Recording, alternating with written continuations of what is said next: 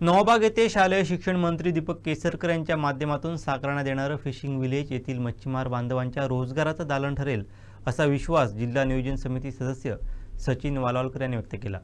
वेंगुर्ला येथे आज पर्यटनाच्या दृष्टीने महत्त्वाच्या फिशिंग विलेज सहित विविध विकास कामांचं भूमिपूजन करण्यात आलं।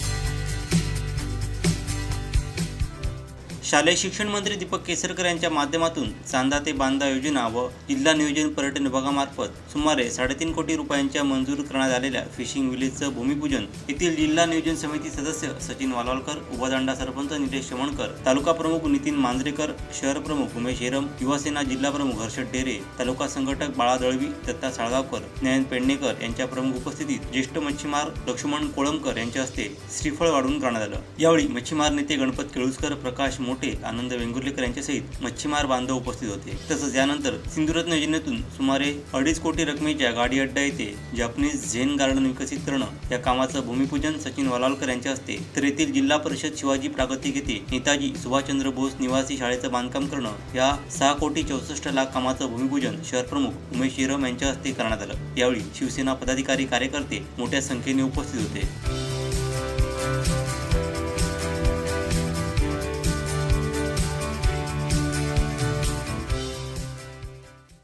भूमिपूजन कार्यक्रमाच्या अनुषंगाने खरं तर गेल्या अनेक वर्ष रखडलेला हा प्रकल्प सातत्याने ही ना ती अडचण कुठची तरी या कामामध्ये येत होती। एकाच्या नावावर जमीन होती, दुसऱ्याच्या नावावर इमारती होत्या। ती जमीन या ठिकाणी मत्स्य विभागाच्या नावे करण्यासाठी वेगवेगळ्या पद्धतीने प्रयत्न केले, शासनापर्यंत हा अहवाल गेला। असे अनेक या ठिकाणी गेल्या 10 वर्षामध्ये स्थानिकांना या ठिकाणी त्यांना या रोजगार मिळाला पाहिजे, स्थानिकांचं जीवनमान उंचवलं पाहिजे, मच्छीमारांच्या व्यवसायामध्ये या ठिकाणी प्रगती झाली पाहिजे आणि मच्छीमार व्यवसाय थोडाफार सगळ्यांना माहिती आहे की कमी होत चाललेला आहे। मग त्याला काहीतरी एक जोडधंदा मिळाला पाहिजे।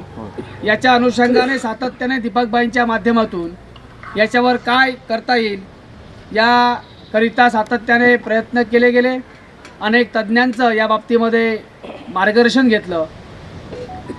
ज्या काही बिल्डिंग्स होत्या त्या बिल्डिंग या ठिकाणी त्या विभागाचे जे विभाग आहे तो विभाग द्यायला तयार नव्हता। मग त्याची कोऑर्डिनेटची मीटिंग घ्यावी लागली राज्यस्तरावरती। मग असे अनेक प्रॉब्लेम्स आल्यानंतर सातत्याने हा प्रकल्प पूर्ण होण्यासाठी प्रयत्न केले गेले। स्थानिकांनी सुद्धा याच्यामध्ये बऱ्यापैकी सहकार्य केलं। सरपंच असतील, आमचे सर्व ग्रामपंचायत सदस्य असतील, स्थानिक मच्छीमार असतील, सोसायटी असेल, सर्वांना या ठिकाणी अभिप्रेत असणारा असा हा प्रकल्प आहे। त्याचबरोबर आपणा सर्वांना माहिती आहे झुलत्या पुलासारखा सुद्धा आपल्या ह्या लगतच नवाबाग आणि वेंगुर्ला शहर असा एक जॉईंट असणारा हा प्रकल्प झाला आणि यामुळे नवाबागला सुद्धा एक महत्त्व आलं। सातत्याने लोकांना या ठिकाणी येऊन त्या ठिकाणी, त्या ठिकाणी येऊन या ठिकाणी येणं सोपं झालं आणि खऱ्या अर्थाने या नवाबागाचा विकास आज आपल्याला भविष्यामध्ये या ठिकाणी दिसेल याची मला खात्री आहे। याच्याकरिता गावातील कोणताही विकास करत असताना सरपंचांची भूमिका अतिशय महत्त्वाची असते। मग ती ग्रामपंचायत असो, नगरपालिका असो, जिल्हा परिषद असो, ज्या ठिकाणी लोकप्रतिनिधी म्हणून आपण काम करतो त्यांचं काम एकच असतं की त्या शहरामध्ये, त्या गावामध्ये प्रत्येक नागरिक या ठिकाणी सुखी व्हायला पाहिजे, समाधानी व्हायला पाहिजे, त्यांच्या अडीअडचणीला आपण धावून गेलं पाहिजे, याच्याकरिता लोकप्रतिनिधींचं काम असतं।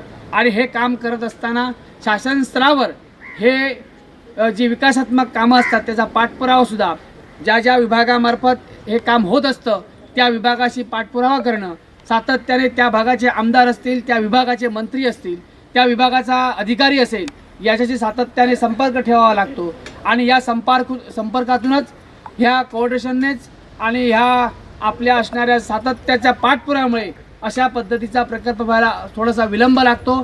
परंतु विलंब का असेना, परंतु तो प्रकल्प पूर्ण होत असताना या भागातल्या सर्व मच्छीमार बांधवांना खऱ्या अर्थाने हा प्रकल्प पूर्ण झाल्यानंतर खऱ्या अर्थाने त्यांना ते समाधानी होतील याची मला खात्री आहे की आपण ज्यावेळी वेगवेगळ्या ठिकाणच्या भारतामधल्या अशा प्रकल्पांना भेटी देतो, सातत्याने पर्यटनदृष्ट्या वाढ झालेल्या भागांना भेटी देतो, त्यावेळी पाहतो की खऱ्या अर्थाने त्या गावामध्ये समृद्धी आलेली असते. कशामुळे?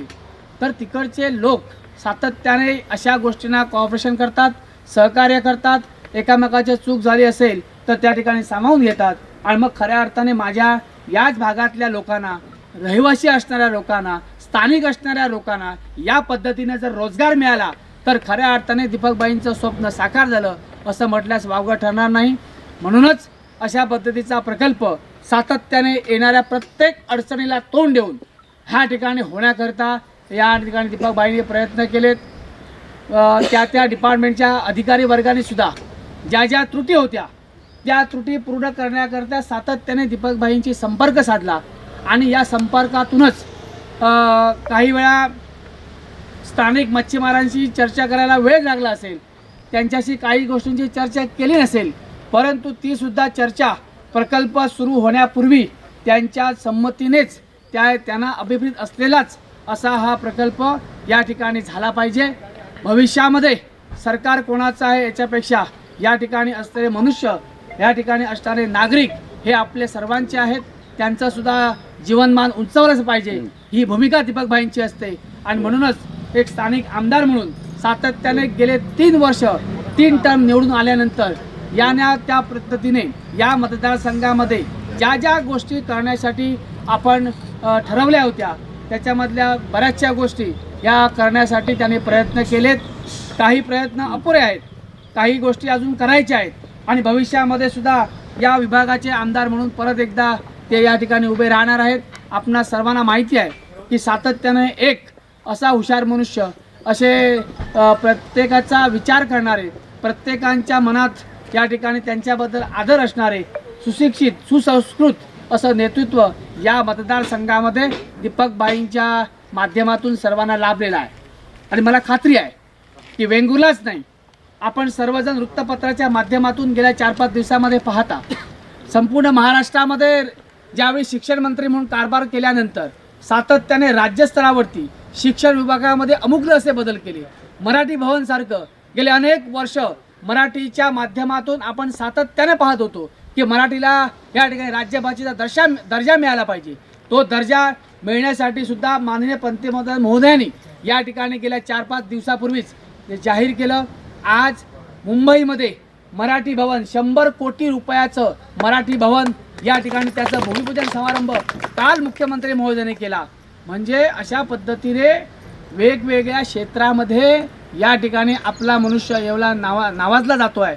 सातत्याने अशा विकासात्मक कामं ही त्यांच्या शिक्षण मंत्री असणाऱ्या कालखंडामध्ये होत आहेत. हा आपला सर्वांचा बहुमान आहे असं मला वाटतं.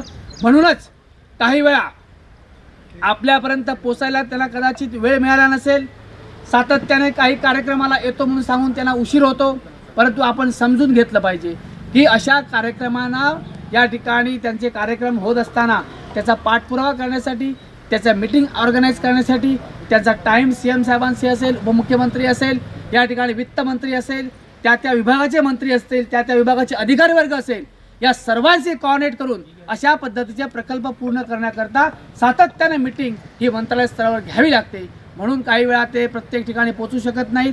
आपणा सर्वांना माहिती आहे या प्रकल्पाच्या बाबतीमध्ये मी अनेक मच्छीमार बांधवांना याची क्लिप पाठवलेली आहे.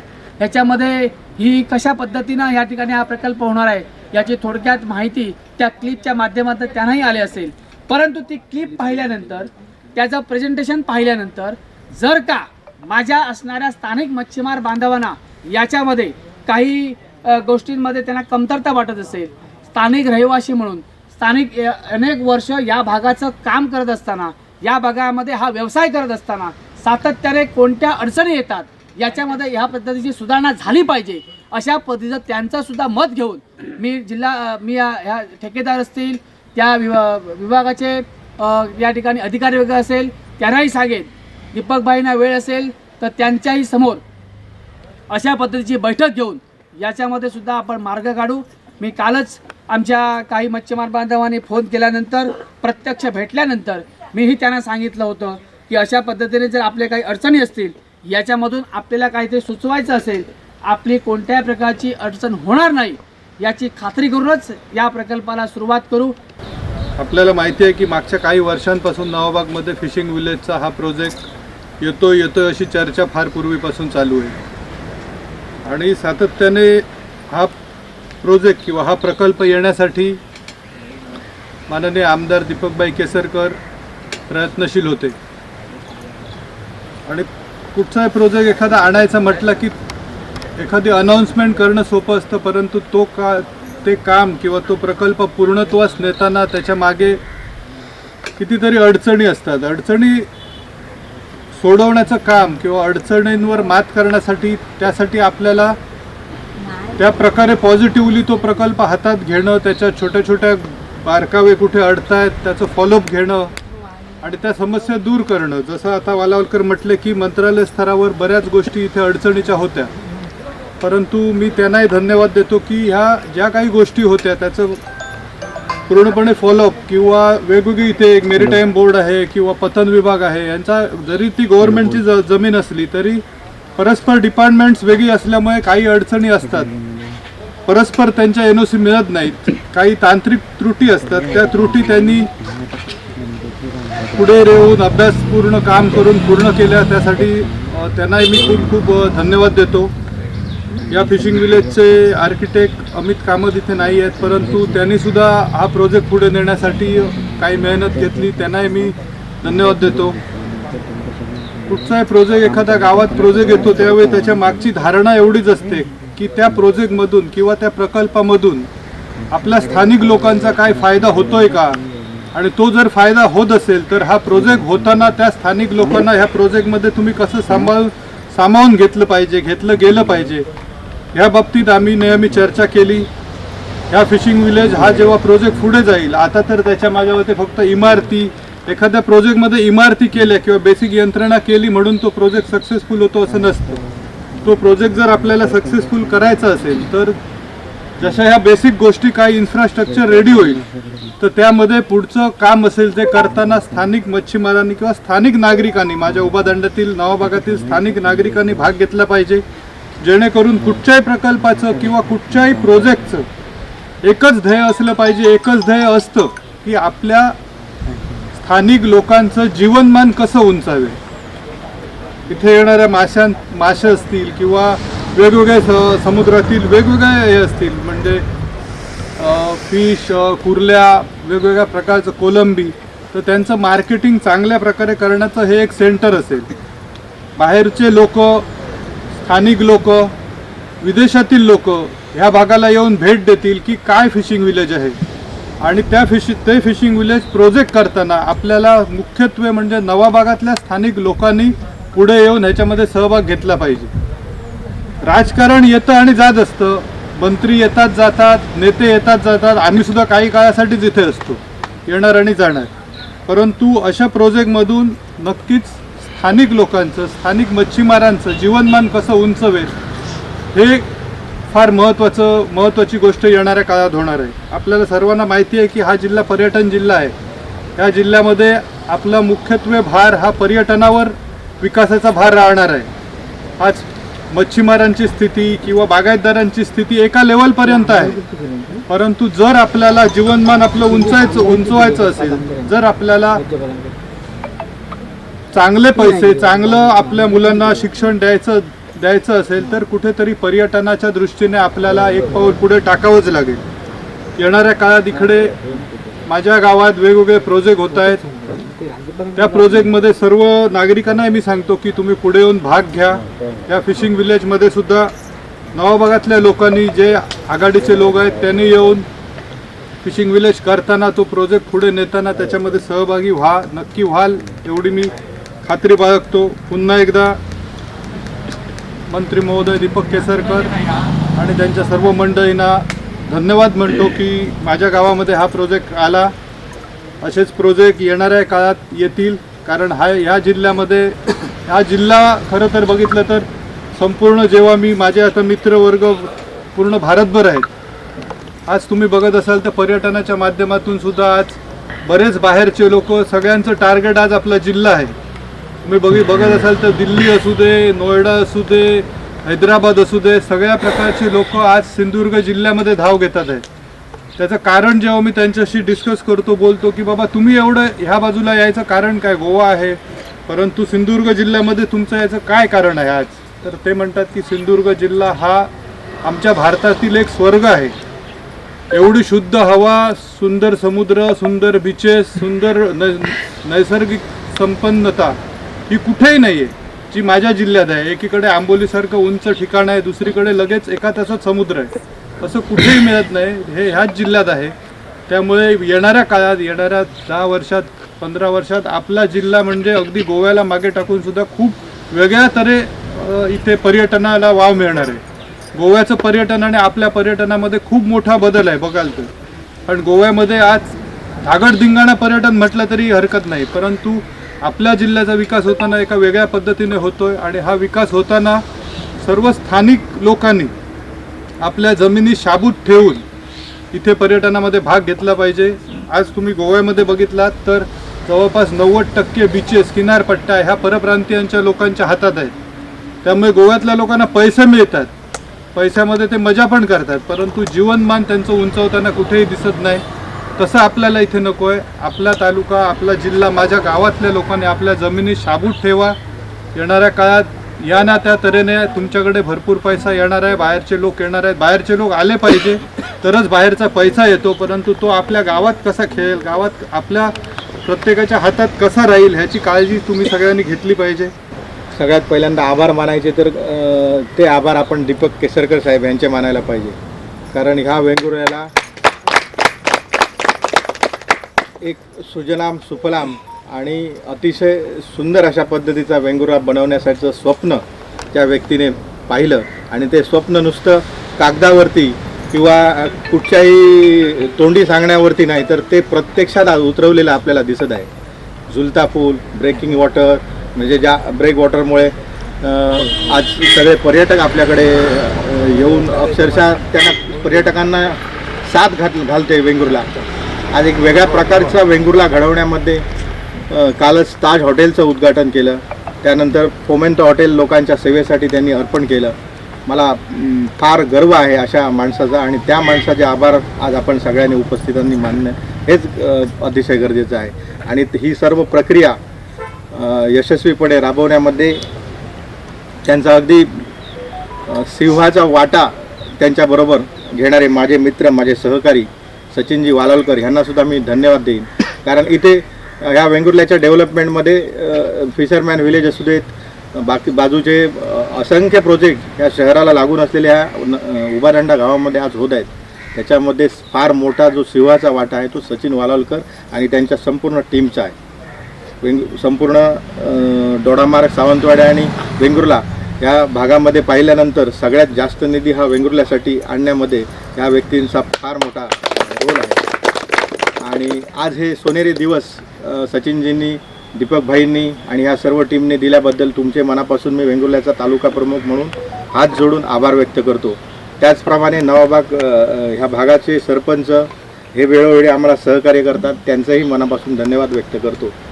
शहर प्रमुख उमेश जयराम असतील, डेरे असतील, त्याचप्रमाणे माझे सहकारी बाळा दळवी साहेब असतील, त्याचप्रमाणे दत्ता साळगावकर उपस्थित सर्व यांच्याबरोबर आमचे मच्छीमार बांधव आणि माझे जुने सहकारी सन्माननीय आमचे सुबोधजी खडपकर आहेत, त्याचप्रमाणे गणपत केळुसकर आहेत, आमचे नवाबागचे पेडणेकर आहेत, मोठे आहेत सर्वच, त्याचप्रमाणे आनंदजी आहेत.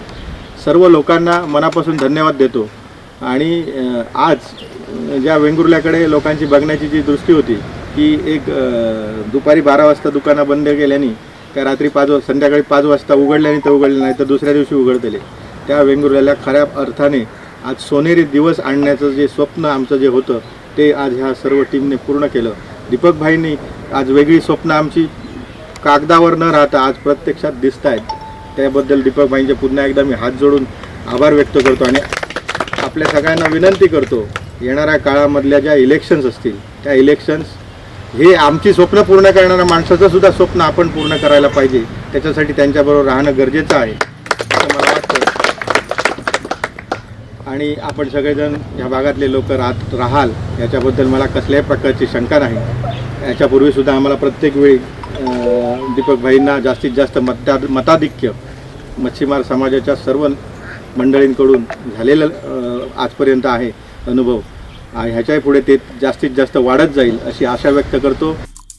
आमचे दिवसभरातले सर्व अपडेट्स, ताज्या घडामोडी आणि थेट लाईव्ह पाहण्यासाठी सबस्क्राईब करा, लाईक करा कोकणचं नंबर 1 महा चॅनल कोकण 7 लाईव्हचं YouTube चॅनल.